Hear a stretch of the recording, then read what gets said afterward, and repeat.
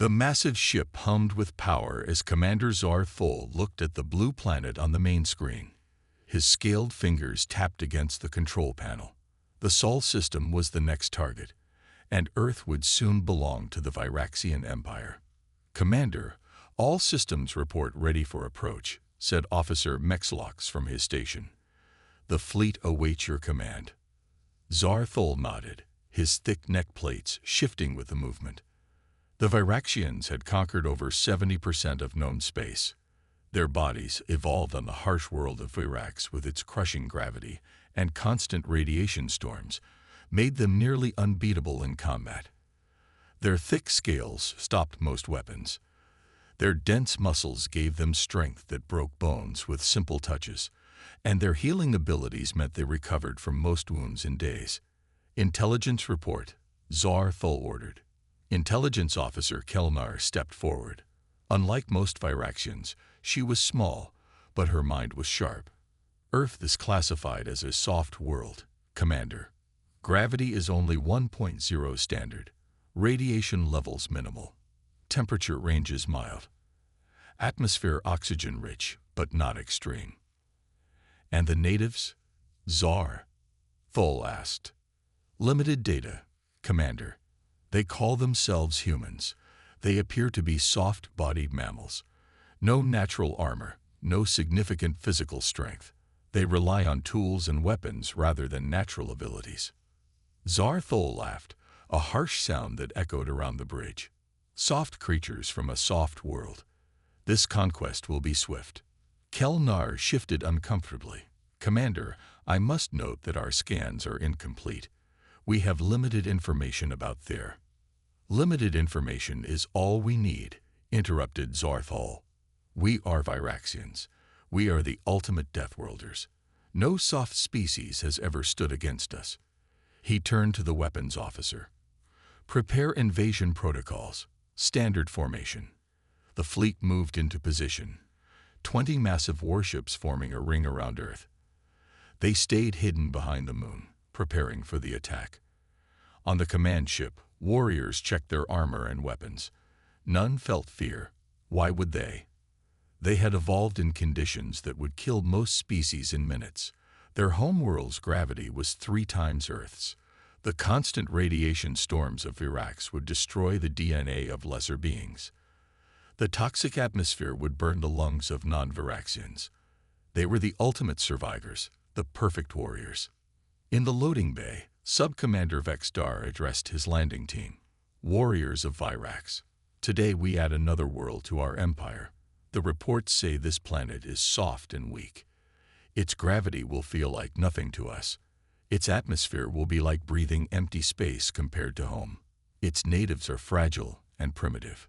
The warriors roared with approval, their voices shaking the metal walls of the bay. "Remember your training," Vexdar continued. "In the low gravity, you will jump higher than expected. Your strength will feel multiplied. Do not destroy what we can use later." On the bridge, Commander Zar Thol approved the final invasion plan. 5 landing sites had been selected, spread across the planet's main land masses. The first wave would establish bases and test the local defenses. Not that he expected much resistance. "Commander," said Kelnar quietly, "I still recommend more detailed scans before we land. There are unusual readings from the planet's surface. The biodiversity is remarkably high, and there are signs of." "Your concern is noted, Intelligence Officer," said Zar Thol, cutting her off. "But unnecessary. Prepare the landing crews." He turned back to the main screen. "This soft world will be ours before their next rotation is complete." The Viraxian fleet moved from behind the moon, engines glowing against the blackness of space. Earth's primitive detection systems noticed them only when they entered Mars orbit.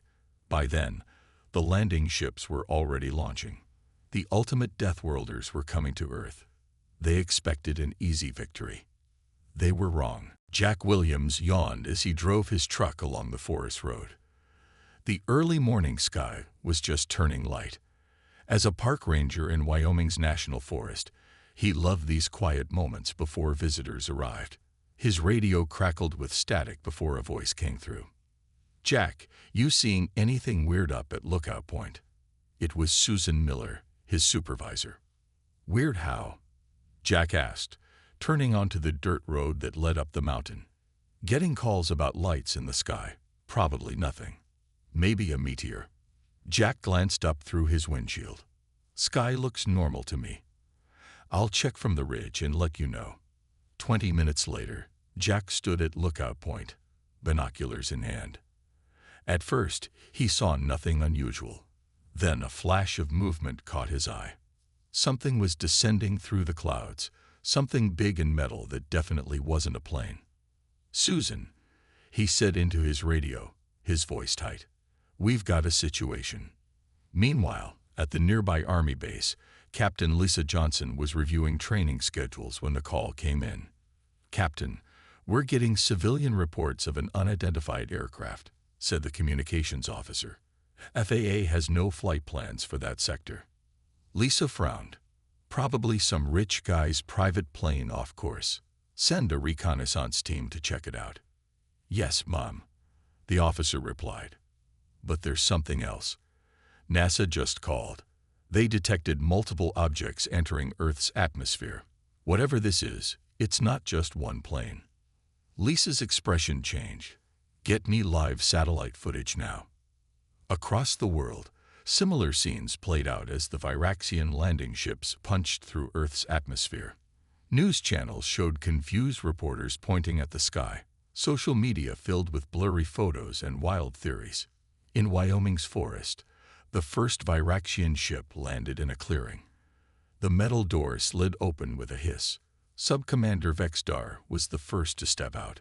His massive form tensed as he took his first breath of Earth air. "It's thin," he said to his warriors, "like breathing nothing." He took another step, surprised at how high he bounced.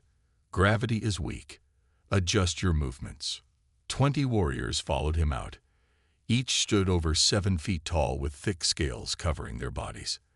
Their 4-fingered hands ended in sharp claws. They wore minimal armor. They'd rarely needed it with their natural protection. "Establish the base," Vexstar ordered. "First team, secure the perimeter. Second team, set up communications. Third team, begin atmospheric testing." The warriors moved with less grace than usual. Earth's gravity was so much lighter than their homeworld that they kept overcompensating. Several stumbled. One jumped to move a piece of equipment and flew nearly 20 feet in the air. "Control your strength," Vexstar barked. "Remember your training." But something else was happening. Several warriors were breathing heavily, their scales looking dry under Earth's sun. "Commander," said the medical officer, "the warriors are showing signs of discomfort." "It's just adjustment," Vexstar said. "They'll adapt. We always do." From his hidden position half a mile away, Jack Williams watched through his binoculars. His hand shook slightly as he focused on the aliens. "Susan," he whispered into his radio, "you need to call everyone. Army, Air Force, whoever. These aren't people from Earth." "What do you mean?" Susan asked. "I mean they're not human. He paused, watching a Viraxian lift a metal container that must have weighed hundreds of pounds with one hand. "They're like giant lizard people, really strong, but something's wrong with them.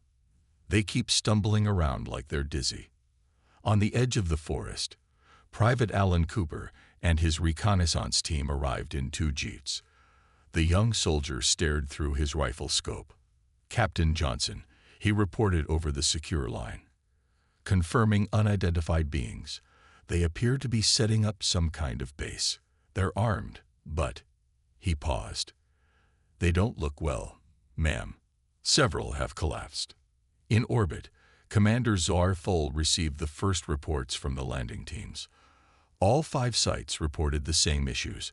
Warriors feeling weak, disoriented, some having trouble breathing. "It's temporary," he told his officers. "Their bodies will adjust." But Intelligence Officer Kelmar looked worried. "Commander, I believe Earth's conditions may be more dangerous than we anticipated." Zar Thol growled. "Impossible. We are Viraxians. No soft world can harm us. But as more reports came in, doubt began to creep into his mind. Sub-Commander Vexstar wiped moisture from his scales. Something was wrong. His warriors continued setting up the base, but many moved slowly now. 2 sat on the ground, breathing hard. "Medical officer," Vexstar called. "Report." The medical officer approached. His own breathing labored. "The air, Commander. It has too much oxygen for our systems. And there's something else." He held up a scanner. "Microscopic life forms. Everywhere. In the air, the soil, the water. Microbes exist on all worlds," Vexstar said dismissively. "Not like this. The diversity is unprecedented. Our bodies have no defenses against them." Vexstar growled. This was supposed to be an easy conquest, the soft world. But something about Earth was affecting them all. His head felt light. His muscles, evolved for Virax's crushing gravity, felt strangely uncoordinated here. "Commander," a warrior pointed to the trees. "Movement." Vexstar squinted. His vision, normally sharp enough to spot prey from miles away, seemed blurry. "Secure the perimeter. Prepare for contact." In the forest, Private Alan Cooper cursed as he accidentally stepped on a branch. The crack seemed deafening in the quiet woods. "Hold position." Captain Lisa Johnson ordered through his earpiece. She and 20 soldiers had formed a perimeter around the landing site. "Do not engage unless attacked." Ellen froze, watching the aliens react to the sound. One pointed directly at his position. These creatures were good, but they also looked sick. Several swayed on their feet. Jack Williams had moved to a new hiding spot on higher ground. Through his binoculars, he watched the aliens and the soldiers. Susan had evacuated nearby campers and closed the park. Now she coordinated with emergency services from the ranger station. "Jack," Susan's voice came through his radio. "The army's here. Get out of there."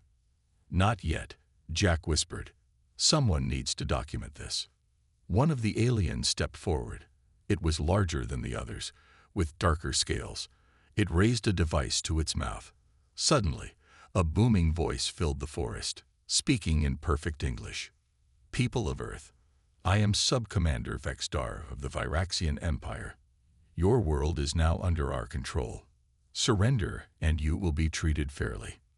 Lisa Johnson looked at her second-in-command. "They speak English. How is that possible?"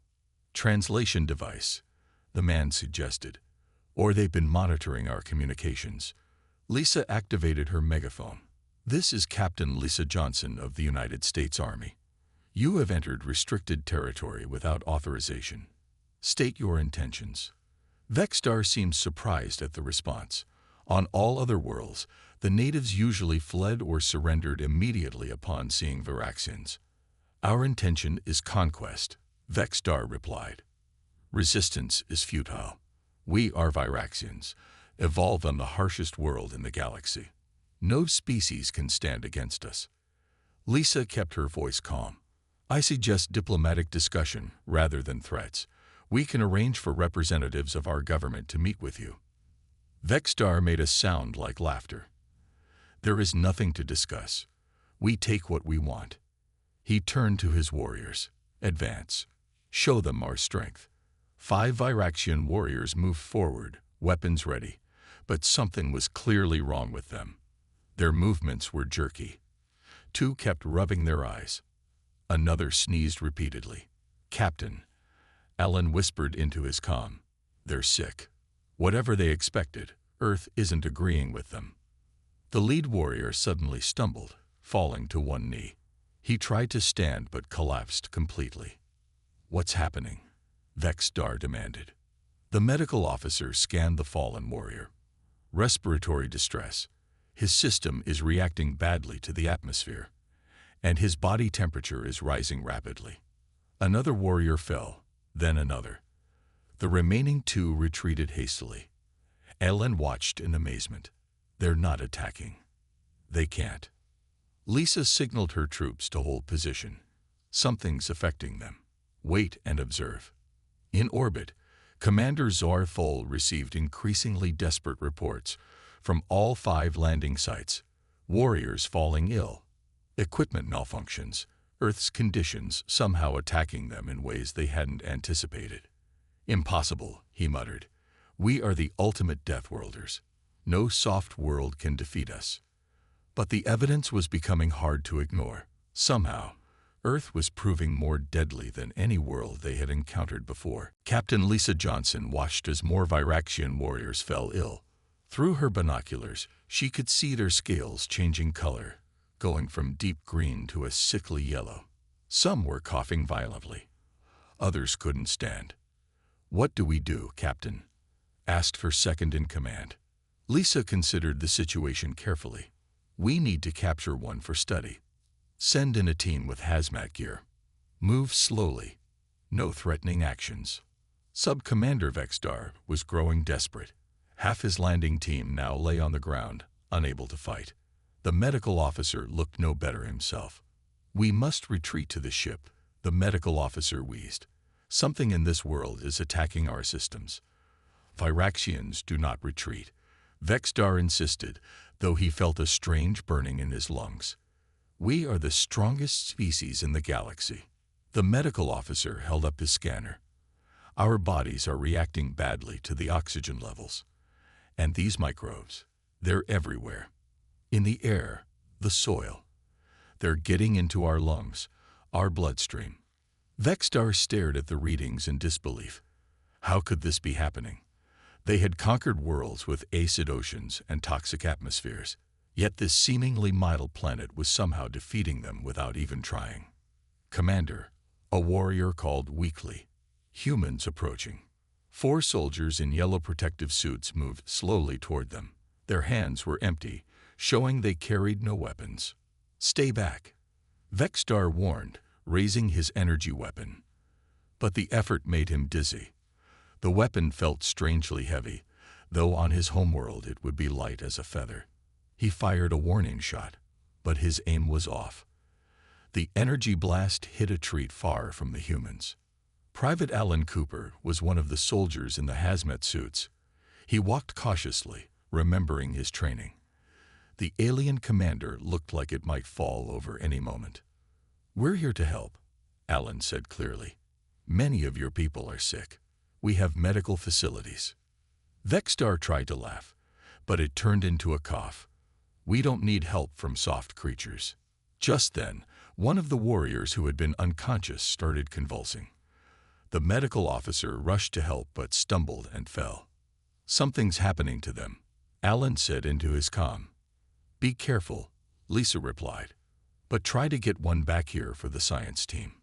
From his vantage point, Jack Williams recorded everything on his phone. Susan coordinated with other ranger stations across the country. Similar scenes were playing out everywhere the aliens had landed. "They're all getting sick," Susan told Jack over the radio. "Reports coming in from all landing sites. Whatever these aliens are, Earth isn't agreeing with them." Another Viraxian collapsed, leaving only Vexstar standing. He swayed dangerously, his weapon slipping from his grasp.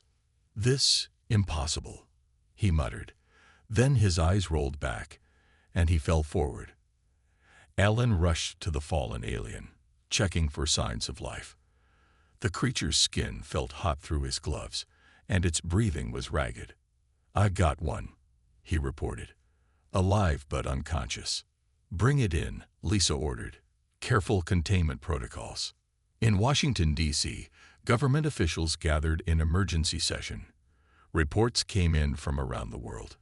In Russia, China, Brazil, Australia.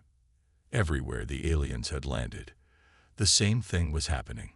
They were falling sick, unable to adapt to Earth's conditions. Scientists Olivia Grant and Peter Robinson were called to a special facility near the Wyoming landing site.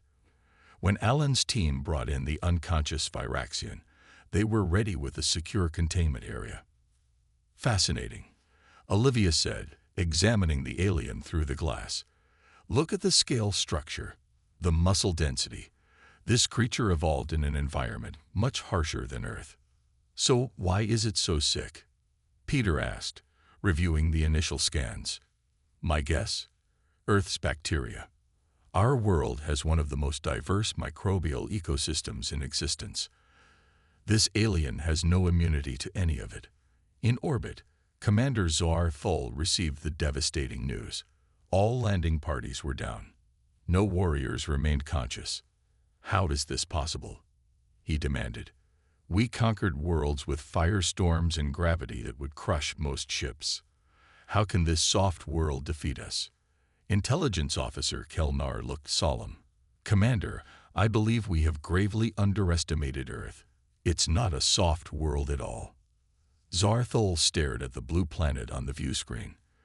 For the first time in his life, he felt fear. Prepare the weapons, he ordered. If we can't conquer this world, we'll destroy it from orbit. The first orbital strike hit somewhere in the Pacific Ocean. The energy beam from the Viraxian command ship created a massive steam cloud and sent tsunamis racing toward distant shores. The second strike hit an empty stretch of the Sahara, turning sand to glass for miles. They're attacking randomly, Lisa Johnson said, looking at satellite images in the command center. She had been promoted to major overnight as the military scrambled to respond to the alien threat. Not randomly, said Dr. Olivia Grant, pointing to the map. They're hitting uninhabited areas. Warning shots. Jack Williams had been brought to the same facility where they were holding the captured alien. His first-hand observations were valuable to the scientists. Susan Miller coordinated civilian evacuations from potential target zones. How's our guest doing? Jack asked, nodding toward the sealed room where the Viraxian was kept. Struggling, Peter Robinson replied. His biology is fascinating but completely unsuited to Earth. The atmosphere we find perfectly normal is like poison to him. In the containment room, Sub-Commander Vextar lay on a specially designed bed. His scales had lost their luster, and breathing tubes helped him survive. Machines monitored his vital signs. He was conscious but weak. Olivia approached the transparent barrier. Can you understand me? She asked. Vextar's eyes turned toward her. Yes, he said, his voice raspy through the translator device they had taken from him. Why do you keep me alive? We're not murderers, Olivia said, and we want to understand. There is nothing to understand, Vextar said. You will all die when our fleet destroys this world. Alan Cooper, now assigned to the science team, joined Olivia. If you're so powerful, why are you all getting sick? What's happening to you? Vextar closed his eyes for a moment. This world. It's wrong. Your air burns our lungs. Your gravity confuses our muscles. Your microbes attack our bodies. Your people call us soft, Alan said. You thought we were weak. You are weak, Vextar insisted, though with less conviction. One Viraxian warrior could break 10 humans with bare hands. Maybe, Olivia agreed, but strength isn't everything. Adaptability matters more. Humans evolved on this world. We've adapted to its conditions over millions of years. In the command center, military leaders from around the world gathered via video conference. Reports came in about Viraxian ships positioned above major cities. They could wipe us out, a general said grimly. But they haven't, Lisa pointed out. Those warning shots tell me they're hesitating.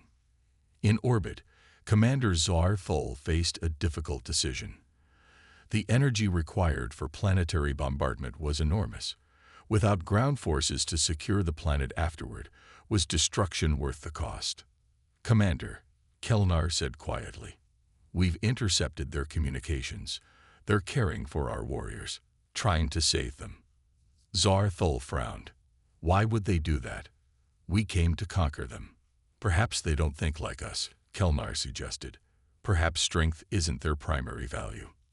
Weakness, Zar Thul spat. Or a different kind of strength, Kelnar countered. One we don't understand. Back on Earth, Olivia made a breakthrough.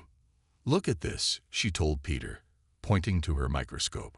The Viraxian cells have no defense against common Earth bacteria, but they adapt quickly when exposed gradually. You think they could adjust to our world? Peter asked. Given time, yes. Their bodies are incredible at adapting to physical threats. Gravity, radiation, temperature. But they've never encountered our biological diversity. In the containment room, Vexstar watched the humans curiously. These creatures should be terrified, pleading for mercy. Instead, they worked calmly, some even trying to help him survive. Why? He finally asked when Olivia checked his vitals. Why help me when my people would destroy yours? Because that's what humans do, Olivia said simply. We adapt. We survive. And sometimes that means helping others survive too. In space, the Viraxian fleet held position. Another day passed without attack. Earth's militaries remained on high alert, but a fragile stalemate had formed. What are they waiting for? Lisa wondered. The answer came unexpectedly. A new message broadcast on all frequencies, from the Viraxian command ship to every device on Earth. People of Earth. Commander Zarthol's voice echoed. We offer terms. The world listened as Commander Zarthol's message played on every device. People of Earth, we offer a temporary pause in hostilities. Our warriors remain ill.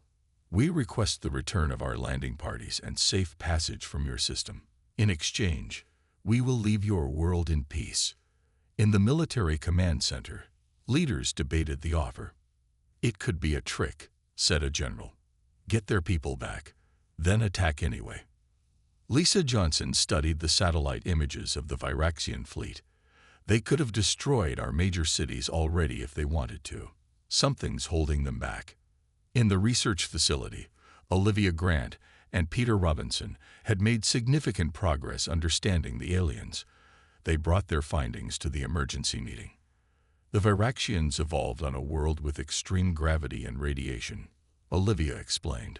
Their bodies are incredibly strong and durable. But their world had very little biological diversity. Peter showed slides of microscopic images.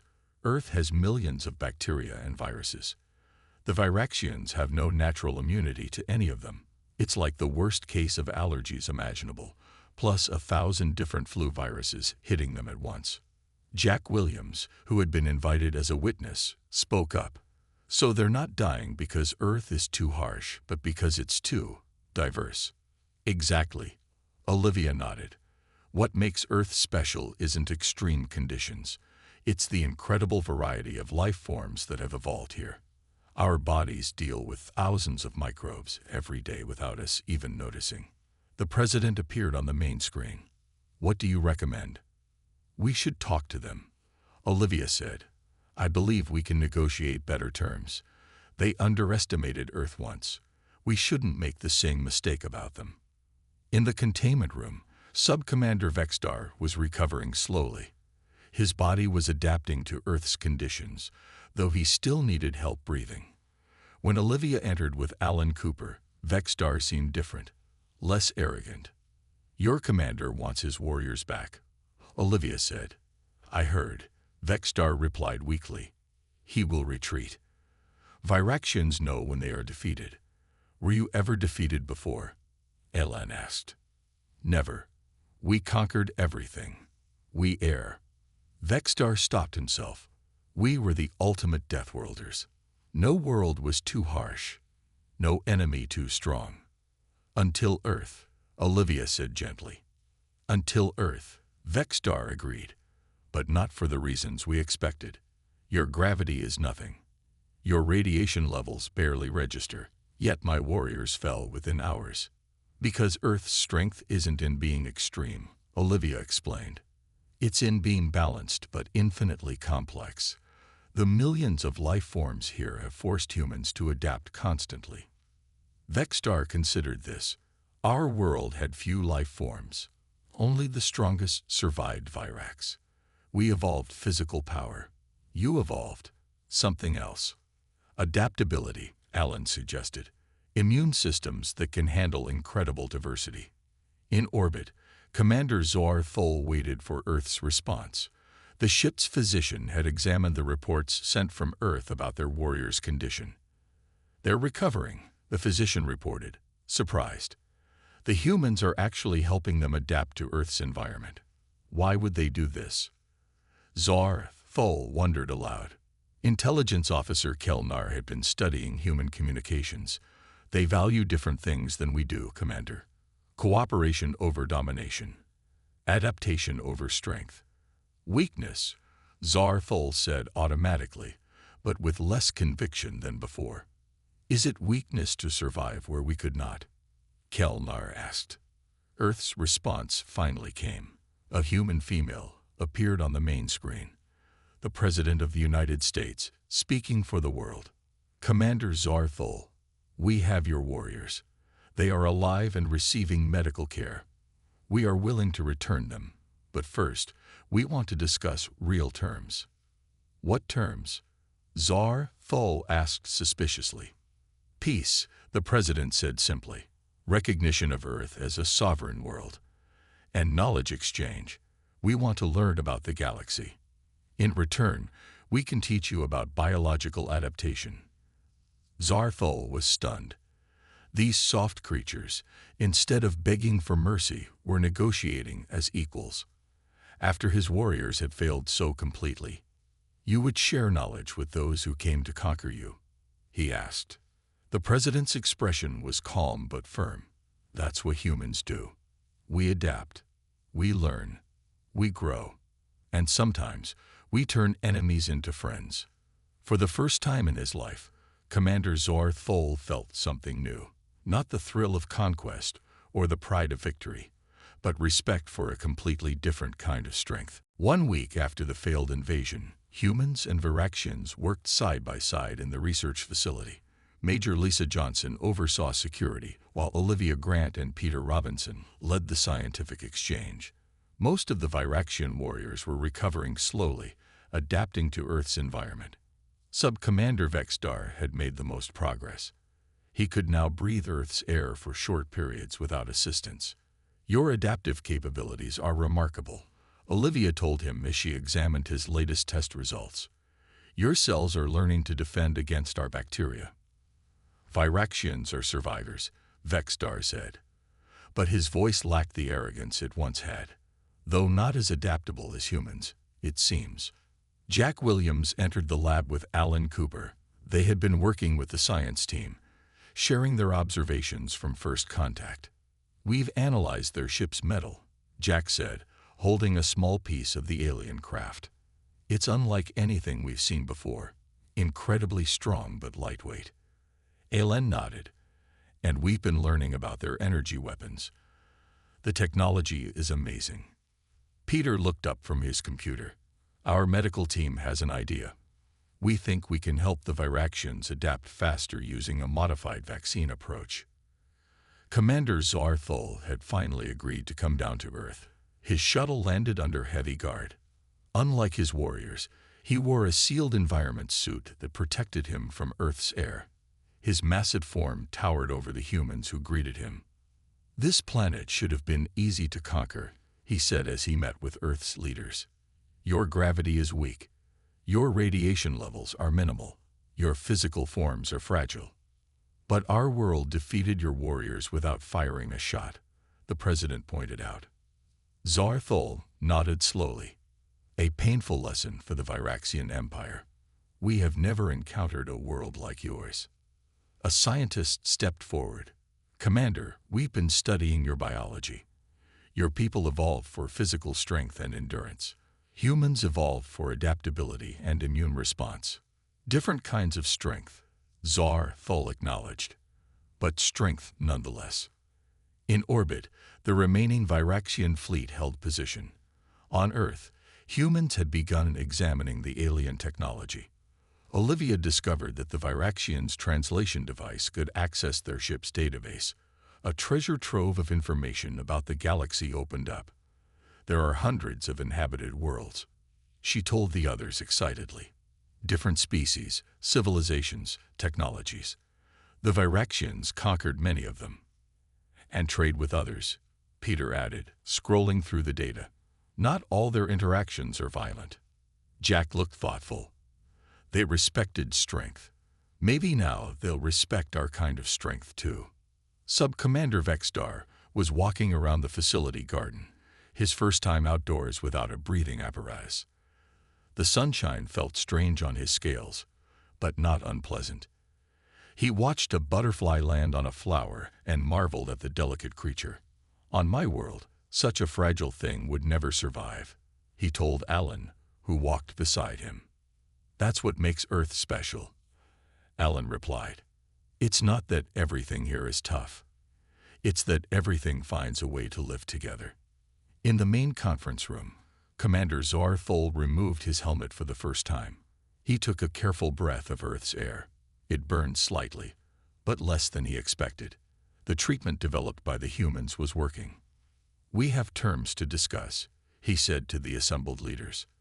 The Viraxian Empire acknowledges Earth as a sovereign world. We offer technological exchange. And we offer biological knowledge, the president replied. Perhaps together we can become stronger than either of us could alone. Later that day, Olivia showed Vexstar and Zar Thol their medical findings. Your people can adapt to Earth with time and treatment, and humans might benefit from some of your physical adaptations. Zar Thol looked out the window at the green forest beyond. For generations, we believed that conquering harsh worlds made us the ultimate Deathworlders. We were wrong. Not wrong, Lisa said, joining them. Just incomplete. Physical strength matters. But so does adaptability. The true ultimate Deathworlders, Vexstar mused, might be those who can thrive anywhere, through cooperation rather than conquest. That evening, as the sun set over the research facility, humans and Viraxians gathered together, former enemies now cautious allies, the first steps towards something new. Jack took a photo of the strange gathering. History in the making, he said to Susan, who had joined him. Do you think it will last? She asked. Jack watched as Alan showed Vexstar how to play chess. Nearby, Olivia and Zar Thol discussed cellular adaptation. I think, Jack said slowly, that we all just learned something important about strength and survival. 6 months after the Viraxians arrived on Earth, much had changed. The research facility had grown into a small town where humans and aliens worked together. Most of the Viraxian warriors had adapted to Earth's environment. They still needed regular treatments, but they could walk outside and breathe the air. A small ship landed in the clearing near the facility. It wasn't Viraxian. Its design was completely different, more elegant and flowing. When the door opened, slender blue-skinned beings emerged. The Lorians, Commander Zar Thol explained to Lisa and the others. A species we encountered long ago. They'd monitor galactic communications. The lead Lorian approached cautiously. We received most unusual reports, it said in a musical voice. That the mighty Viraxians were defeated by a previously unknown world. We came to see if it was true. Not defeated, Zar Thol corrected. Enlightened. Jack Williams recorded the meeting with permission. After 6 months working with the aliens, he had become the unofficial historian of First Contact. Susan Miller had developed protocols for future alien encounters, now being adopted worldwide. We've invited representatives from 3 other species, Zar Thol told the human leaders. All are curious about Earth and its people. Some were previously under Viraxian control. You mean conquest, Alan Cooper said with a small smile. He and Vexstar had become unlikely friends. Vexstar nodded. Yes, we were not always good neighbors in the galaxy. But that can change, Olivia Grant said. She and Peter Robinson had made remarkable discoveries by studying Viraxian biology.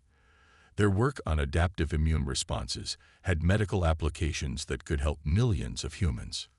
In a large clearing, engineers from both species worked on a new ship.